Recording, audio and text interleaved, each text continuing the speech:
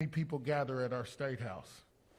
Today, the State House is packed with thousands of our citizens who want to make it clear that the supermajority's effort to push a total ban through the legislature is not the will of the people of Indiana. Women will not go quietly into the night, and Democrats in the State House hear the cries of healthcare workers, women, and Hoosier families who do not support the Republicans' reproductive policies. As we prepare to fight against this unpopular ban, I want to thank Vice President Kamala Harris for taking time from her global schedule to join us in Indiana to bring awareness to our fight for women's health care. This is going to be a long and hard battle, but my caucus will be standing with women across the state, in the nation, every step of the way in this critical fight for privacy, liberty, and life-saving health care access. Thank you. Thanks, Senator Taylor. I'm now going to turn it over to Representative Cherish Pryor.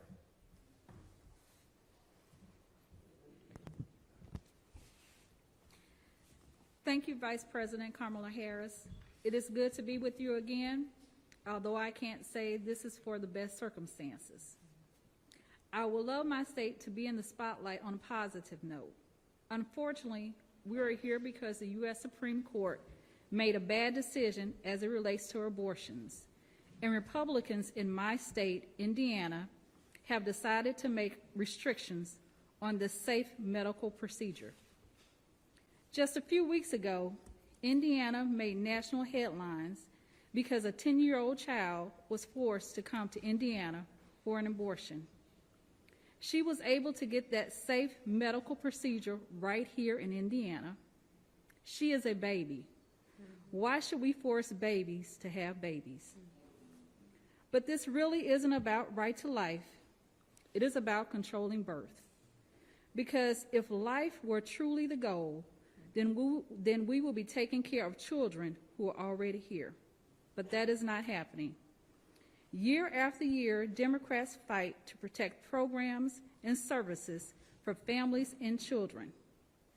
As a matter of fact, we can't even get a bill passed for pregnancy accommodations. Life is not just being born, it is also the quality of life and the dignity the person has while they are living. Data reveals that maternal mortality rates in Indiana is the third highest in the nation, at 44 births per 100,000, 44 deaths per 100,000 births. It is estimated that a ban in Indiana will lead to a 21% increase in the number of pregnancy-related deaths overall. For Black women, that number is 33%.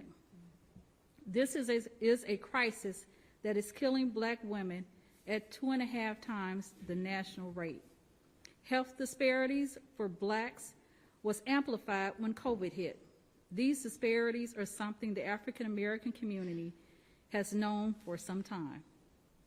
Since abortion is a medical procedure, it should be a decision a woman makes for herself and not a general assembly of mostly men who are clueless about what women have to go through. For 50 years, women have had a right to an abortion.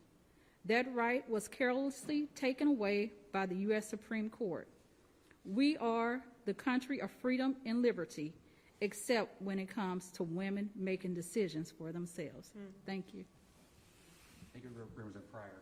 Senator Jean Breaux. Thank you, Chief. First, let me say I am so excited and grateful to you, Vice President, for taking time out of this an incredibly busy schedule to come to Indiana and shine a national spotlight on what is happening and about to happen in this state regarding abortion. Indiana already ranks third in the country for maternal mortality. And African American moms are 243% more likely to die from pregnancy or childbirth-related causes than white women. Indiana's infant mortality rate is the 7th highest in the nation, and Black babies in Indiana die at 2.5 or 2.5 times the rate of white babies. This is not okay. I am frightened for our communities, and I am angry that Republicans not only continue to ignore these real life and death situations for families, but particularly poor white families and families of color, but are instead redoubling these dangers by removing abortion as a maternal health care option. I am extremely concerned for the lives of women. Total abortion bans, similar to the one proposed by Indiana Republicans in Senate Bill 1, will lead to a 21% increase in the number of pregnancy-related deaths overall and a 33% increase among Black women. This does not include the deaths resulting from attempted abortions and potentially dangerous, unlicensed facilities. Lack of abortion access in a state with an already abysmal maternity care system will kill women. What Republicans want to do by placing a very restrictive ban on abortion access will have a devastating effect on the lives of women.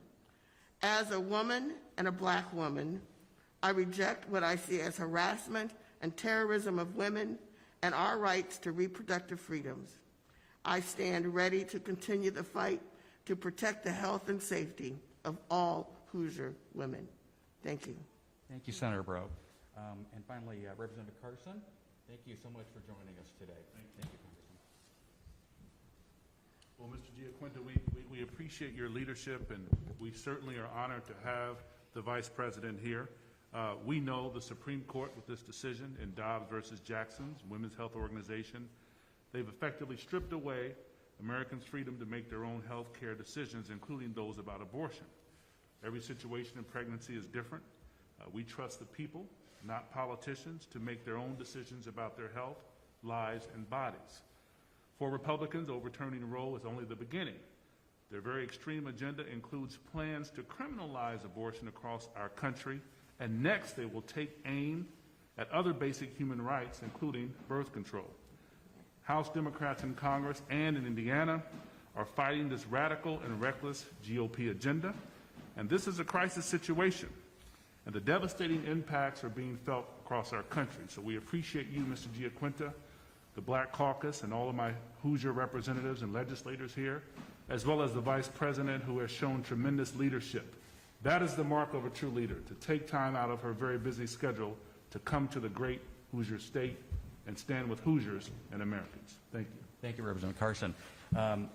Madam Vice President, it is so an honor to have you here with us today. It really is. And we were just together a couple weeks ago having this a similar conversation.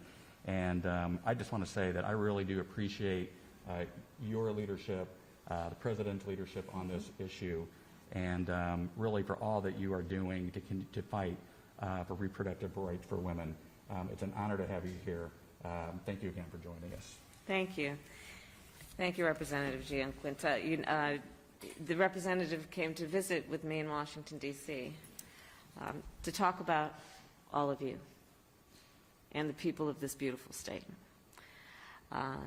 And it was from that conversation that he also made an invitation for me to come and visit with you. And so I'm here today to thank you, because the people at this table are not only local and state leaders, you are national leaders on the front lines of one of the most critical issues facing our country. I want to thank Representative Carson for joining me and flying in with me today, and for your leadership in Washington, D.C., representing the people of the state of Indiana. As has been said, the United States Supreme Court, in the Dobbs decision, took a constitutional right that had been recognized from the people of America, the women of America. Let's contemplate what that means in and of itself. That in a land that was founded on the important principles of freedom and liberty, that such a thing would happen, and not without grave consequence. So that is the context in which we meet and fight. This has created a healthcare crisis in America.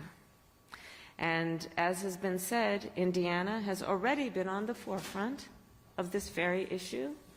As Representative Pryor described, one of the more publicized and well-known cases in terms of what this issue means to real people, including children. And I will tell you, around our country, we are seeing indeed many states, since the Dobbs decision and attempting even before, to criminalize health professionals, to punish women. States that are creating no exception for rape or incest. And I am a former prosecutor. I specialized in crimes against women and children. I specialized in child sexual assault cases. The idea that in some states, after a child or a woman or a man, but in particular on this case of abortion, a woman or a child would have endured such an act of violence, and then to suggest that she would not have the autonomy and authority to make a decision about what happens to her body is outrageous. So these are the parameters of this issue, and of course, there are more. I would also say that on this issue, one does not have to abandon your faith or your beliefs to agree that the government should not be making this decision for her. An individual should be able to choose based on their personal beliefs and the dictates of their faith, but the government should not be telling an individual what to do, especially as it relates to one of the most intimate and personal decisions a woman could make. Here in Indiana, I am here to support these extraordinary and courageous leaders, and in particular on this day, where Indiana is the first state since the Dobbs decision to convene a special session to propose a law that includes, based on what is being proposed, what essentially will be a ban on abortion for women. Because do be clear, and maybe some people need to actually learn how a woman's body works. But when you understand how a woman's body works, you will understand that the parameters that are being proposed mean that for the vast majority of women, by the time she realizes she is pregnant, she will effectively be prohibited from having access to reproductive health care that would allow her to choose what happens to her body. So these are the realities. The President has signed an executive order to protect women's access to abortion medication and has taken action to protect the constitutional right to interstate travel. And we will do everything in our power to follow through on those commitments. But what we know is that this issue of access to reproductive care and a woman's right to make decisions about her body relate to other risks that have been posed by the Dobbs decision. We are looking at an interpretation of the Constitution that suggests, Clarence Thomas said the quiet part out loud, that this puts at risk an individual's right to make decisions about contraception, puts at risk the right to marry the person you love. So when we discuss this issue and when we contemplate what it means, understand that it could have a profound impact on just about everyone in our country who has any association or interest or concern about these various issues. So for all of those reasons, what these leaders at this table are doing right now to stand in defense of the women of this state is by extension to stand for the rights of women throughout our country. The President and I take seriously our work that is about protecting the health, the safety, and the well-being of the women of America, and that includes the women of Indiana. And that is why I'm here, and I look forward to our conversation, and I thank you all again for your leadership. Madam Vice President, do you support a public health emergency?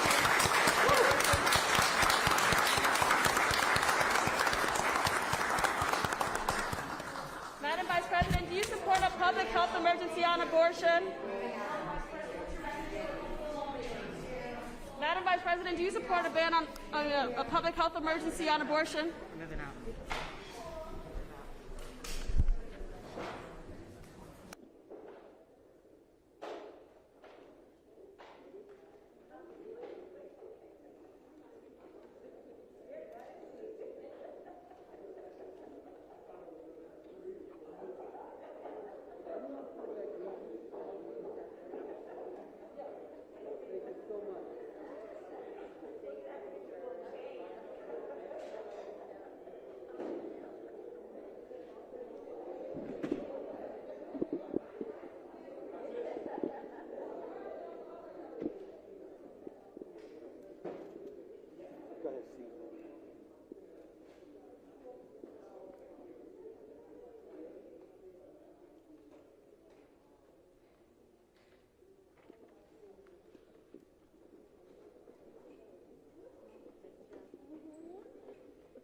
Thank you, guys.